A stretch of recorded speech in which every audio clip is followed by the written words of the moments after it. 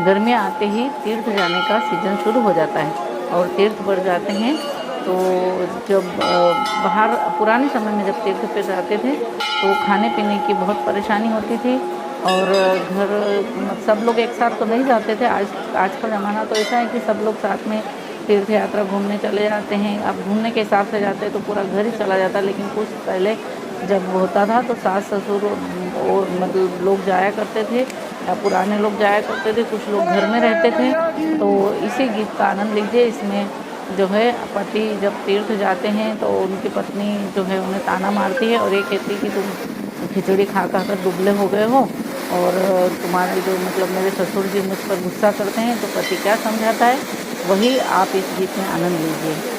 गंगा जी की वाट रोको रे सनन को, रोको रे सनन को, मारे बाळा जोगी रमी रया जी। घर चलो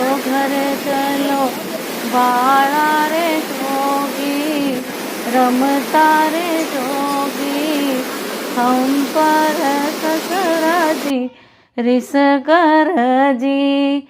ससरा तुम्हारा गोरी, पिताजी हमारा, पिताजी हमारा, उनका धर्म से गंगा जी भेटी आया जी।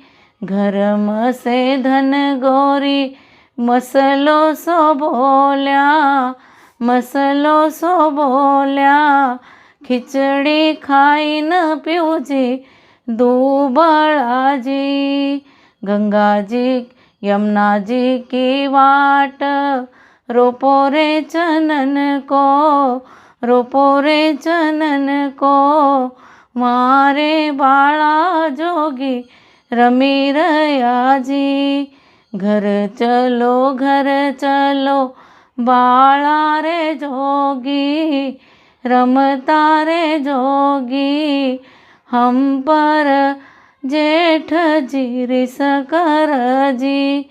जेठ तुम्हारा गोरी, भैया जी हमारा, भैया जी हमारा, उनका धर्म से यमुना जी भेटी आया जी।